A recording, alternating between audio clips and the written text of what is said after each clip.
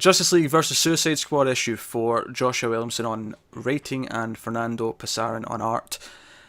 This was the 4th chapter. I enjoyed this very much. This was Maxwell Lord's team arriving at Belle Reve. Fight ensues, a lot of fighting between them, and then the Justice League and Suicide Squad. A lot of little fun moments spurred out throughout there. The main goal of the whole thing, though, is Maxwell Lord sneaks off to get the Eclipso Diamond, which will let him control people. Yeah. Yep. So which that was a new thing about the Eclipso Diamond. I didn't realize, it's going to supercharge his power of persuasion. So that was pretty cool. Yeah, I guess that's a nice, interesting use. I've seen enhance people's powers before, physical powers. Mm-hmm. So I guess this is just an expansion of that. Yeah, seems like it. And the big cliffhanger at the end, of course, is he takes control of the Justice League. Yeah. Because throughout the issue, the Justice League and the Suicide Squad defeat all of his villains. They all get beat one way or the other from various members of each team. And it doesn't matter. It was kind of like he brought them there to be expendable because he just needs to get to the diamond, and then once he's there, he takes control of the Justice League. It drives home the last week's issue of Justice League on his whole mindset. If he's just going to use people like a chessboard, you know? Yeah. The whole checkmate thing. Also, you all know that I'm pretty, biased against Batman, but he probably had the best moment in this issue. I disagree, actually. Really? Are we talking? Are we talking about? Let's talk about what he's saying though first, Connor. Okay. So, are we talking about Batman setting off a detonator inside Lobo's head? Yes. And then I forget who's next to him. They go, I think it's Deadshot. And he goes, yeah, it's Deadshot. Batman? Yeah. That moment made me laugh so hard. It made me laugh as well. Because I said the same thing that Deadshot said. Was like, damn, Batman, you need to go for it. What I love about it is it's super gory and super over the top, like decapitation, which I love. But it's one of these things. It's one of these times where you can let Batman do something a little bit more ridiculous because Batman knows he's coming back. He knows it won't kill him. Yeah. So it's like, they'll blow up his head. Why not? That's the only way to stop him. Yeah.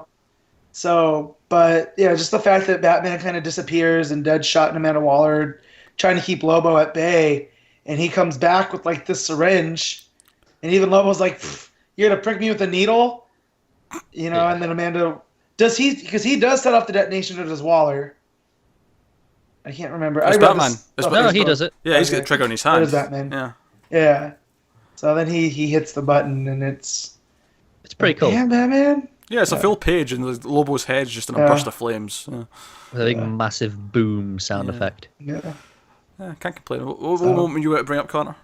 Actually, I like that moment a lot, but my favourite one was the one between Harley Quinn and Wonder Woman. Of course it was. Harley's involved. No, not even because of that, but I thought it was actually a really great moment. Honestly, I liked it as well. So the whole idea is that Johnny Sorrow removes his mask, and that's meant to kill anyone who looks at him. Anyone who sees his face is meant to die. And Harley shields Wonder Woman from it and looks herself. And I guess the idea is that Harley's so batshit insane that it has no effect on her. Yeah. No. And also, she keeps talking about them teaming up, which I want to read a Josh Williamson. Yeah, Wonder Twins. Yeah. We'll call ourselves the Wonder Twins. This is a Harley I don't mind. This feels like Deanie's Harley. Yeah, almost, she's trying to hug one. Interestingly, that bit of Harley there is the most in terms of a Suicide Squad Harley that she's felt like in her own book as well. Yeah. Because that is kind of, I think that that's stuff that happens in her own book a lot. That kind of wacky fun, but still batshit insane.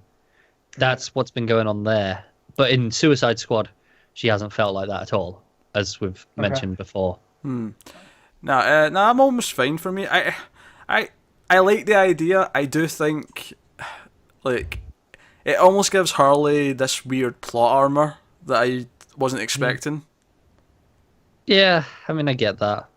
But there's only so many of these people that are that truly expendable, even if they are in the Suicide Squad. No, I get that. It's just, they've written themselves into this place, though, where she's so insane that nothing like that will ever work on her. Which I like for most things, but Johnny Sorrow's taking his mask off was always such But you can defeat her by turning it insular. If you get someone that makes her realize that she's crazy, because her whole thing is, she's not crazy. She's the only one that's awoken, and everyone else is, still kind of... Yeah. They just don't understand. So if you get a villain or a hero, whoever, that can flip that around, and go, if you really understood what was going on and turn it inward. It's kind of what happened. I mean, we didn't really read all of it, but that last arc of Suicide Squad, because obviously I read the ending a little bit, and it was, where everyone went insane, but she went sane. Mm-hmm. And it's kind of playing off that. No, that it's mind that's games. not my issue so much. It's just that I never got the impression that Johnny Sorrow's face that would kill people was based on the fact that they were sane. I never understood that. I guess the idea is that it drives them to madness and that kills them. Yeah. I guess. That's what I always thought it was. Not that it was like Medusa, even though Wonder Woman is like, oh, it's kind of like fighting Medusa, But it also kind of, I like Johnny Sorrow as a character. He has such a great look, but I feel here he's got that whole magic thing that Pete doesn't like when there's no rules. Like, he just pulls monsters out of himself. And I thought he was the King of Tears, but apparently he's an emissary for the King of Tears. So, I don't know. I kind of feel like I need more Johnny Sorrow I generally like Johnny Sorrow, but it's a minor nitpick. I'm not that fussed about it. No, I get it though. It was just something that stuck out to me. Other fun things, you had the Lanterns, of course, fighting Emerald Empress, who we'll talk about the thing we were dodging in the news in the solicit for Supergirl.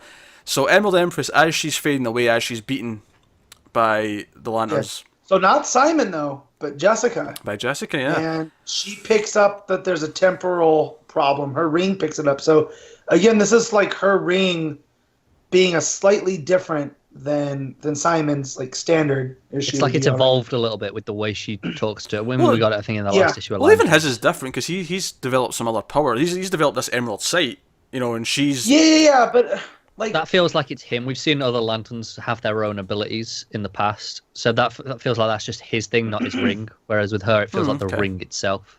Yeah, because remember he brought up how come yours sounds like a butler, and how come it understands you more, and so hers picks up that Emerald Empress. There's a temporal problem, and that kind of does, it the ring works out a way to defeat her, with Jessica and Simon. Yeah. So as she's fading away, she says, "But wait, I have to find Saturn Girl." Yeah. So that was it. I mean, obviously, there's a little editor's note actually that says to be continued in the pages of Supergirl. So it actually kind of told us that that's where that story was going to play out. Anyway, it did, and it annoyed me a little bit because I saw that and I was like, "Oh, I'm reading Supergirl next," and then I was like, "Oh, I didn't mean now." I never even got that impression though. So me neither, because I was reading Supergirl. I didn't know she hasn't beat her cyborg dad yet. Yeah, so. But I just figured it was going to tie in, or they were going to start setting it up there. So I was like, Superman is like he plays up that the name means something to him, and he tells Jessica and Simon that's we'll talk about it later. Yeah, he says we'll deal with that later because they're busy. That's why I never thought it was going to happen in this week's Supergirl, because I thought, no, this is clearly something that's going to happen after this event. I guess. Yeah. I guess I was optimistic. I saw, it's going to happen in Supergirl. It's like, oh yeah, I'm going to go Supergirl. Connor was wrong. It threw me off when they didn't. Normally they say in an issue number.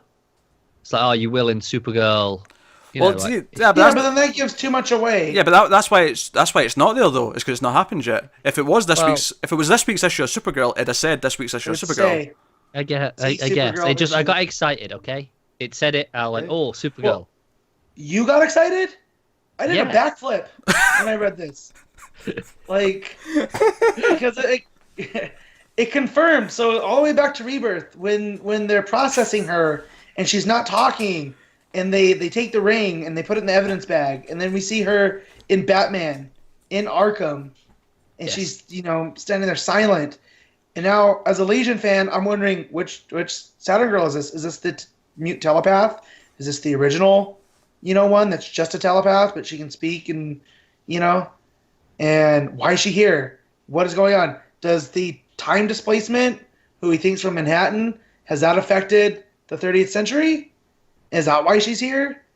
So many questions. All of these questions, yeah. And I guess this means the Batgirl annual is going to be them looking for her in Arkham, but she'll be gone. Because of course we did see hints of her in Arkham and the start of I Am Suicide and Batman, so we know she's there. So she knows she's there at the minute, but I'm assuming by the time they go looking for her, she's gone for some reason or another. Probably, yeah, I'd expect that.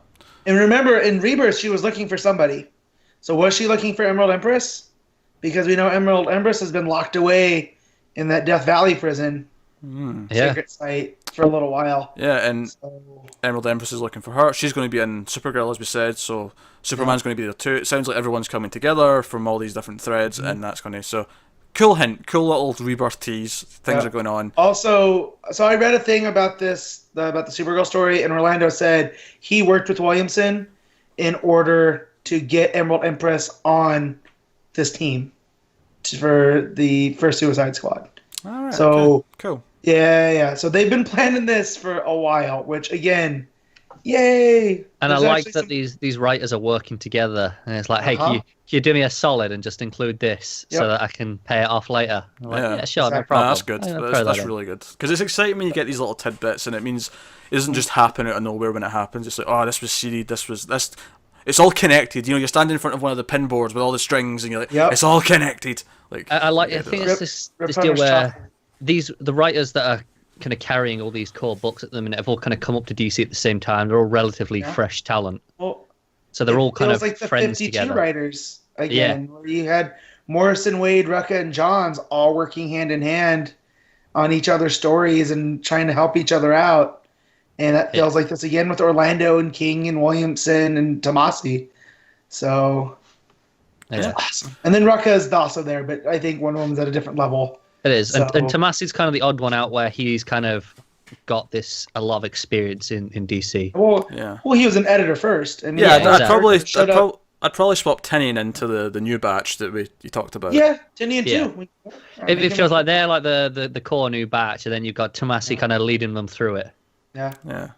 You've got the dads and Tomasi and Rucka, and then you've got all these young kids. I was gonna say if this is the detective team, he's like Batwoman and Batman, and then the other ones are Clayface and Spoiler and Cassie. Yeah. So, man. Oh, I love DC. This feels great. I haven't felt this in 5 years. And I loved certain runs during the New 52. Like there was some good in there. But this makes me I'm so excited for March. Like Connor said earlier. So can I just say before we started this show, this is going to be a long one. We've got 17 books, and we said to Matt, right, don't tangent on to anything too much because we've got a lot to get through. And I love that he just started a sentence with, in the New 52 there was some good runs, but you can't help it. He gets too excited talking about this. He does get excited. You just can't not. And that's when there was some good, maybe even great, DC. But there was nothing of this scale of a universe where I'm excited for everything. Everything felt, of course, everything felt compartmentalized, and now we have writers working with writers, and the editors don't seem to be driving the ships. The writers seem to be driving the ships, and so it's just very exciting. Back to this and issue. This was an event I wasn't going to read. Remember when it was announced? That was a line. Hard pass. That was as soon as you said that, Matt, we both went, no, he's going to read it. Yeah. So. Oh, man. We know you too well. Anyway, right, before stop tangenting, back to the issue at hand.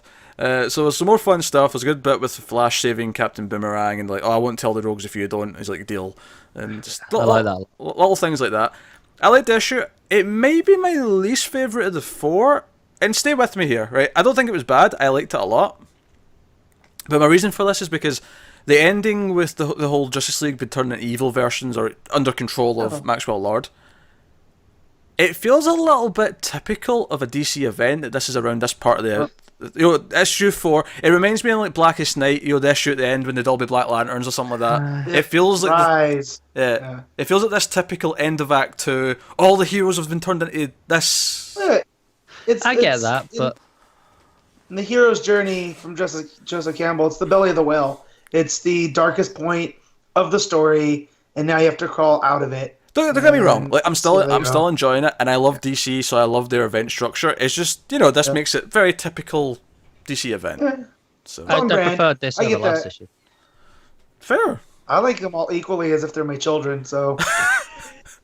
Yeah, but you say that. But everyone has a favorite child. They don't want to admit it, but they do. Well, I mean, the first issue was great. So really, the first one was always the best. I say this as the oldest child. So.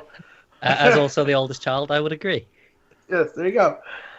Oh man, but yeah, fantastic. Killer Frost also gets a fun moment where she stands up to Max Lord. So the time I was going to crack a joke about me killing my siblings in the womb because I'm an only child, but the time passed. All right.